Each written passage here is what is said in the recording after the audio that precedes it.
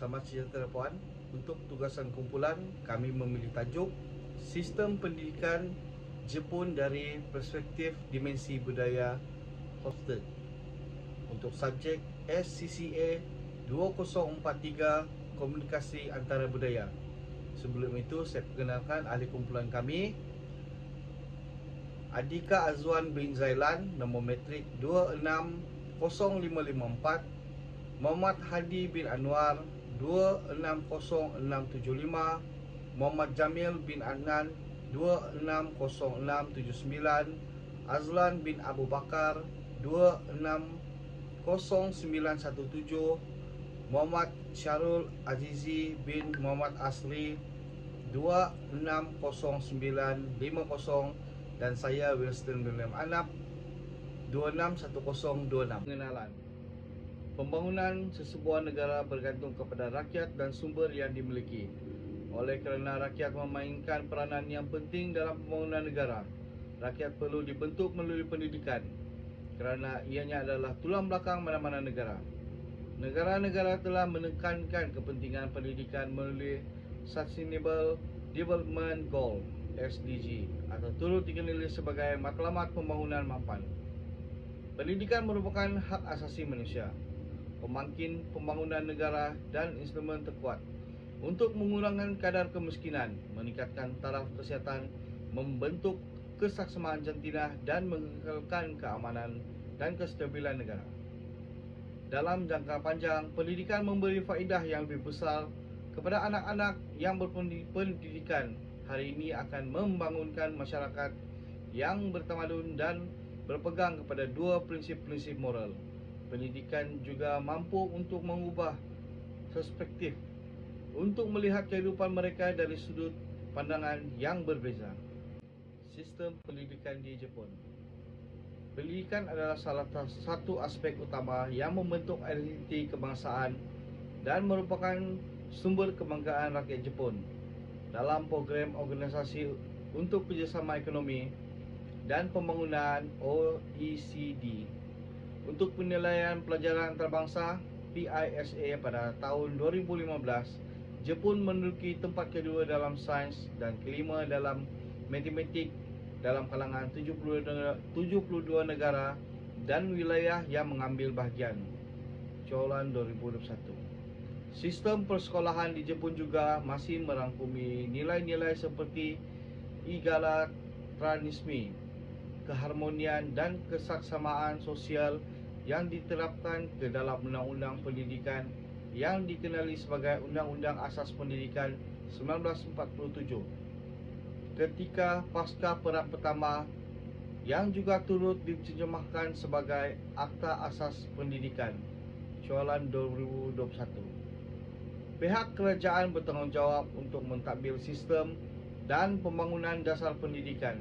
Sistem tersebut dibahagikan kepada 3 peringkat pentadbiran, iaitu peringkat pentadbiran kebangsaan, wilayah dan perbendaraan. Model dimensi budaya Hofstede dalam sistem pendidikan di Jepun. Menurut Profesor Greg Hofstede, budaya boleh didefinisi sebagai sebuah program minda yang menekankan perbandingan antara satu sama yang lain secara kolektif.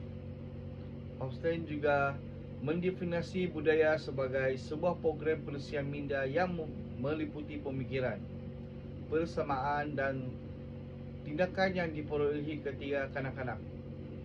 Teori dimensi budaya yang diperkenalkan oleh Hofstede adalah rangkaian kerja yang digunakan untuk memahami perbezaan dalam budaya merentasi pelbagai negara.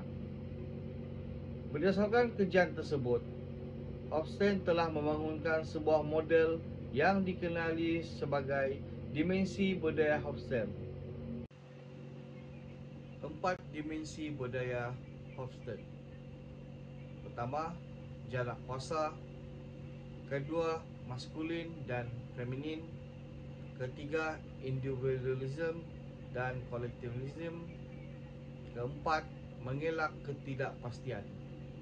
Berdasarkan Raja 1, Jepun mempunyai skor yang rendah pada individualisme, skor pertengahan dalam jarak kuasa, skor tinggi dalam masculinity dan pengelakan ketidakpastian.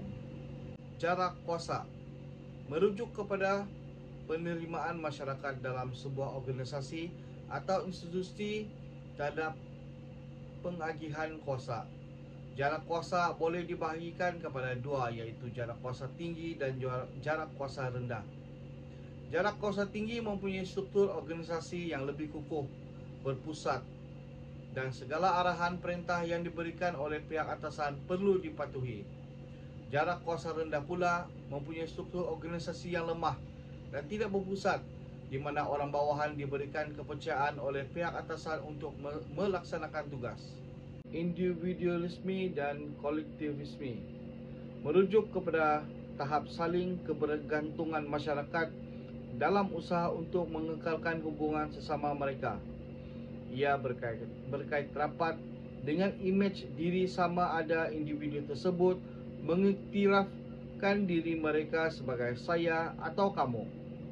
Bagi golongan kolektivis pula, mereka mengiktirafkan diri mereka sebagai kami, dan mereka hanya tergolong dalam kumpulan yang menjaga mereka sebagai tanda kesetiaan. Maskulin dan feminin merujuk kepada pengagihan peranan dan tanggungjawab antara jantina yang memainkan peranan yang penting dan merupakan asas bagi setiap organisasi. Budaya maskulin didorong oleh pesaing ketegasan, kepercayaan, kekayaan, dan sentiasa berorientasikan kejayaan. Budaya feminin pula didorong oleh taraf dan kualiti hidup, kesederhanaan, meningkatkan kekeluargaan, dan sentiasa berorientasikan hubungan. Mengelak ketidakpastian merujuk kepada peranan masyarakat terhadap ketidakpastian dan kesaksamaan. Dimensi ini mempertimbangkan bagaimana situasi yang tidak boleh diramal akan ditangani oleh masyarakat. Individu yang mempunyai indeks penggelakan ketidakpastian yang tinggi akan lebih mudah berasa terancam dalam menangani situasi tidak berstruktur. Bagi individu yang mempunyai indeks penggelakan ketidakpastian yang rendah pula mampu untuk menerima ketidakpastian, kesaksamaan, dan pengambilan risiko secara terbuka. Kesimpulan. Secara kesimpulannya, dimensi budaya yang dibawa oleh Hofstede, yaitu jarak kuasa, individualisme dan kolektivisme, maskulin dan feminin, dan pergerakan ketidakpastian adalah sangat relevan dalam setiap aspek kehidupan berdasarkan kajian yang dijalankan oleh Hofstede ke atas negara Jepun. Budaya yang dibawa dari generasi ke generasi dipengaruhi oleh idea, kepercayaan, cara hidup, tingkah laku, dan nilai-nilai sesebuah kelompok masyarakat tertentu. Budaya ini turut mempengaruhi agama, ekonomi, sosial, persekitaran, dan lain-lain lagi termasuk sistem pendidikan di Jepun. Pengenalan model dimensi budaya Hofstede sangat membantu menyelesaikan masalah-masalah yang wujud dalam masyarakat kerana penelitian karakter dilaksanakan bagi setiap individu dalam organisasi atau institusi. Itu saja pembentangan dari kami. Terima kasih.